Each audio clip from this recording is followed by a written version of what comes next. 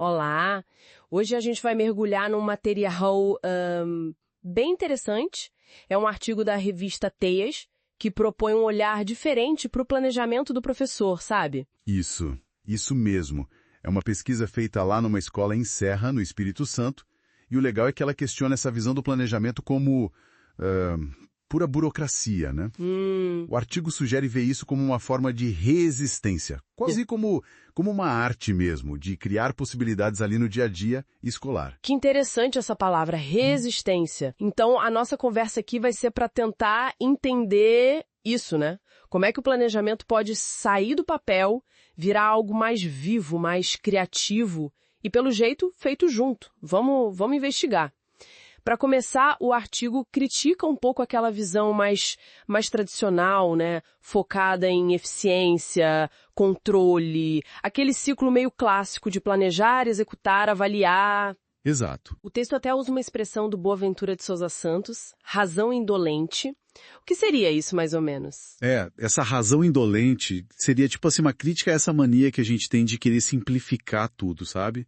De fugir da complexidade que é a sala de aula de verdade. Ah, entendi. E aí, o artigo argumenta que isso acaba levando para aquelas coisas tipo material didático super fechado, avaliação padronizada, como PAS, que eles mencionam na pesquisa lá do Espírito Santo. Que acaba engessando o trabalho do professor, talvez. Exatamente. O risco é o professor virar só um aplicador de coisa pronta. Perde autoria, né? Faz todo sentido. E tem aquela fala forte de um professor na pesquisa sobre as avaliações externas, né?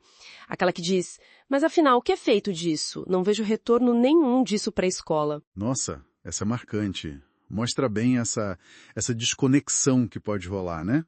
Entre o que é exigido de fora e o que faz sentido ali dentro da escola. Uhum. E aí que o artigo traz a proposta mais forte, eu acho, que é pensar o planejamento como ensaio. Eles buscam essa ideia no filósofo Gilles Deleuze. Ensaio? Mas não no sentido de decorar e repetir, imagino. Não.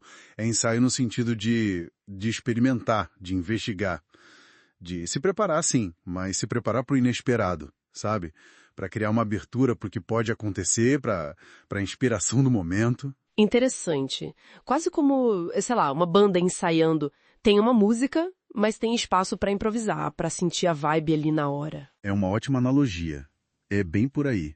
Tanto que um outro professor lá na pesquisa, falando sobre alfabetização, ele diz algo como: tem que ir fazendo, errando, vendo que deu certo, pensando e refazendo o tempo todo. Tem que se reinventar o tempo todo. Tem que ser artista. Artista? Essa artistagem que ele fala, então, seria essa capacidade de criar ali na hora. Isso. Essa habilidade de lidar com o que surge, de criar soluções no calor do momento. É fundamental nessa visão de planejamento como ensaio. Mas olha, essa ideia de artista pode soar meio individual, não acha? Como é que o artigo junta isso com o trabalho coletivo, que a gente sabe que é tão importante na escola? Ele fala nos termos tipo agenciamento coletivo de enunciação. Boa pergunta. Porque não é individual, não. Esse agenciamento coletivo quer dizer justamente isso. A ideia não nasce de uma pessoa só. Ela se constrói na conversa, na troca entre os professores, na interação com os alunos, com a gestão. O planejamento emerge dessa rede de conversações, como o texto chama. Um exemplo prático que eles dão é quando os professores decidem juntos o que vão fazer no primeiro dia de aula. A ideia surge do grupo, entende? Dessa mistura de vozes. Entendi.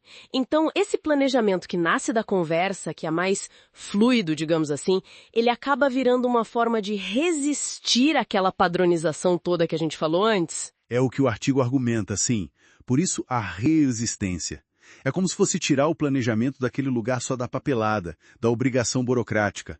O texto usa o termo desterritorializar. Desterritorializar, tirar de um território e levar para outro. Exato.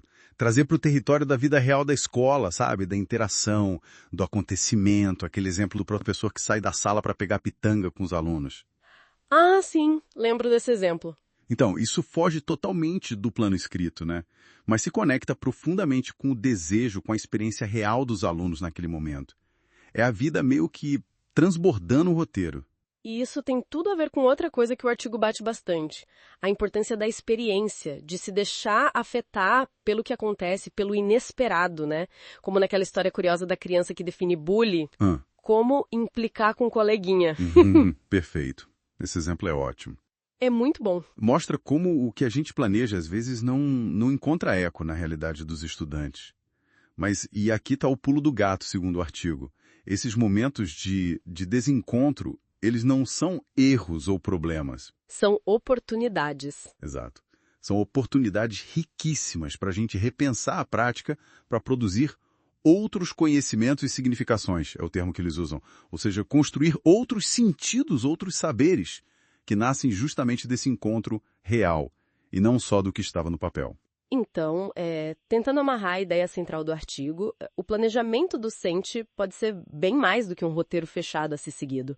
Pode ser encarado como esse processo vivo, sabe? Contínuo, coletivo, o ensaio constante mesmo para o encontro educativo. Exatamente. É uma perspectiva que, no fundo, valoriza muito a autoria do professor, a criatividade e a dinâmica real da sala de aula. Não como um lugar só de seguir regras, mas como um espaço de criação.